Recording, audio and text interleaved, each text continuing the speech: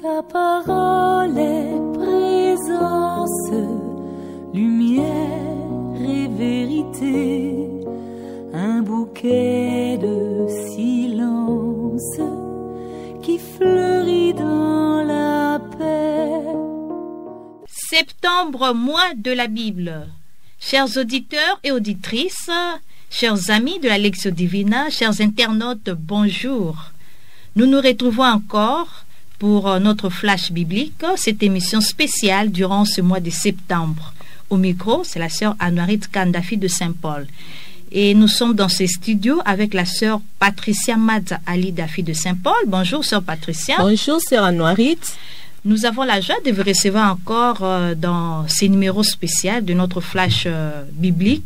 Dans l'émission passée, vous nous avez présenté de manière générale les documents Verbum Domini, qui est une exhortation apostolique post-synodale du pape émérite Benoît XVI, qu'il avait publié en 2010. Sœur Patricia, les documents ont comme sous-titre la parole de Dieu dans la vie et la mission de l'Église. Et nous savons que quand nous parlons de l'Église, il y a une place importante qui est donnée à la liturgie. Et pour nous, catholiques, nous avons une liturgie déjà bien structurée. Alors, ma sœur, à la lumière de ces documents, quelle place occupe la parole de Dieu dans la liturgie? Parmi les trois grandes parties que nous avions présentées la fois passée, aujourd'hui, nous allons présenter la deuxième partie. Et dans la deuxième partie, elle est intitulée Verbum in Ecclesia, la parole de Dieu dans la vie de l'Église. Cette deuxième partie s'attarde à la parole de Dieu dans la vie de l'Église. Elle se présente comme un développement de l'Évangile de Jésus-Christ selon Saint Jean, premier chapitre, verset 12. Nous lisons: « Mais à tous ceux qui l'ont accueilli, il a donné le pouvoir de devenir enfants de Dieu. » L'insistance de cette section porte sur l'Église qui accueille Dieu qui parle. Alors, la parole de Dieu a une place importante dans la vie de la liturgie, car la liturgie est alors nommée les lieux privilégiés de la parole de Dieu. Le pape Benoît XVI parle de cette façon. En un certain sens, l'herméneutique de la foi sur la base des Saintes Écritures doit toujours avoir comme point de référence la liturgie, où la parole de Dieu est célébrée comme une parole actuelle et vivante. Après avoir situé la parole de Dieu dans les sacrements, particulièrement dans l'Eucharistie, le pape s'attarde à développer un point très important, celui de la sacramentalité de la parole. Il enracine cette sacramentalité de la parole dans le mystère de l'incarnation où le Verbe s'est fait chair. Voilà un peu, sœur Anouarit, ce que je peux vous répondre en cette première question. La liturgie, lieu privilégié de la parole des dieux. Merci, sœur Patricia, pour cette réponse. Nous poursuivons ces flashs. Ma sœur, dans les documents, le pape parle des actes liturgiques reliés à la parole des dieux. Pouvez-vous nous parler de quelques actes qui vous ont le plus touché en lisant cette exhortation? Oui, parmi les actes liturgiques reliés à la parole de Dieu, l'exhortation souligne l'importance de l'homélie.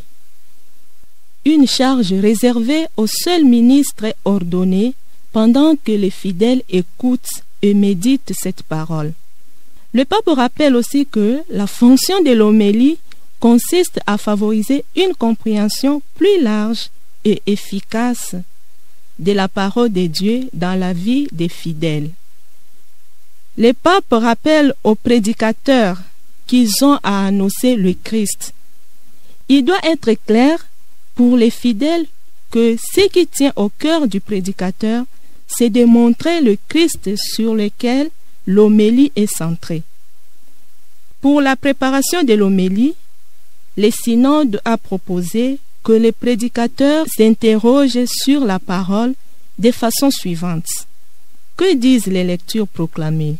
Que me disent-elles à moi personnellement? Que dois-je dire à la communauté en tenant compte de sa situation concrète? Aussi, l'exhortation s'attarde à souligner l'importance qu'occupe la parole de Dieu dans la liturgie des heures et dans le livre des bénédictions. Par la suite, le pape reprend quelques propositions et suggestions faites par les pères synodaux, notamment les célébrations de la parole de Dieu. Parmi les célébrations de la parole de Dieu qui peuvent servir à préparer l'Eucharistie dominicale ou selon les indications déjà exprimées dans un des livres ou dans un des documents de l'Église que nous appelons Sacramentum Caritatis. Merci beaucoup, Sœur Patricia, pour cette lumière que vous nous apportez. Dans notre liturgie, nous avons des actes qui ont un lien important et étroit avec la parole de Dieu. J'aimerais revenir sur la proclamation de la parole durant l'Eucharistie et l'homélie qui suit après. Y a-t-il des attitudes spécifiques soulignées dans cette exhortation Verbum Domini?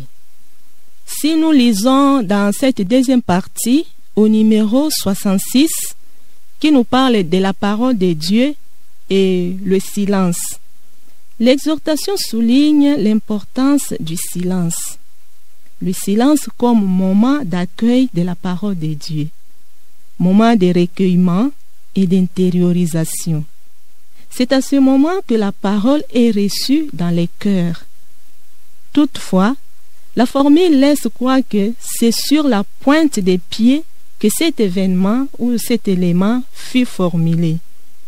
Le silence, quand il est prévu, est à considérer comme une partie de la célébration. Ceci est fort, mais c'est important que le pape encourage clairement les moments de recueillement dans notre méditation de la parole de Dieu. Nous devons garder cet espace-là d'écouter la parole de Dieu, de rester en silence et de l'accueillir dans nos cœurs. Écoute et silence vont ensemble, parce qu'on peut peut-être être en silence, mais au-dedans de nous, les bruits continuent. Oui. Donc, pour approfondir la parole de Dieu qui nous est proclamée, pour l'homélie qui nous est proposée, nous sommes appelés à garder un silence intérieur et à écouter vraiment attentivement. Nous tendons vers la fin de notre flash, mais ce n'est pas encore la clôture. Dans l'Église catholique, nous accordons également une place particulière à la Vierge Marie, la Mère des Dieux, et nous prions par son intercession. Alors, Sœur Patricia, en lisant cette exhortation, y a-t-il un lien entre la Bible et nos prières mariales? Oui, Sœur Anouarite, à tous ceux qui nous écoutent, nous sommes toujours dans la deuxième partie de notre exhortation. Et là-bas, nous regardons où nous pouvons méditer le numéro 88 de cette deuxième partie. Ça parle de la parole de Dieu et la prière mariale. Et concernant les pères synodaux, ils nous invitent à promouvoir surtout dans nos familles les prières mariales comme aide pour méditer les mystères racontés par l'Écriture. Ainsi, la récitation méditée du rosaire, la prière de l'Angelus Domini, l'ange du Seigneur, et diverses prières anciennes de l'Orient chrétien qui, par leur référence à la Théotokos, la Théotokos veut dire la mère de Dieu, retrace toute l'histoire du salut. Voilà la raison pour laquelle nous avons un lien important entre la parole de Dieu et les prières mariales. La parole de Dieu est au centre de la vie et mission de l'Église. Elle est le fondement de la liturgie et de nos prières. Merci beaucoup, Sœur Patricia, pour votre intervention de ce jour pour notre flash biblique. Amis auditeurs et auditrices, chers internautes, nous voici arrivés à la fin de ces flashs bibliques pour honorer ce mois de septembre, mois de la Bible. Merci à la sœur Patricia qui nous a partagé les fruits de sa lecture du document Verbum Domini. Nous n'avons pas tout épuisé de la richesse de cette exhortation. À chacun de continuer la lecture de ces documents riches, Verbum Domini, que vous trouverez dans toutes les librairies. C'était la sœur Anouarite Tokanda, fille de Saint-Paul au micro. Bon dimanche chez vous et à la prochaine. Ta parole est présence, lumière et vérité. un bouquet de silence qui fleurit dans la paix.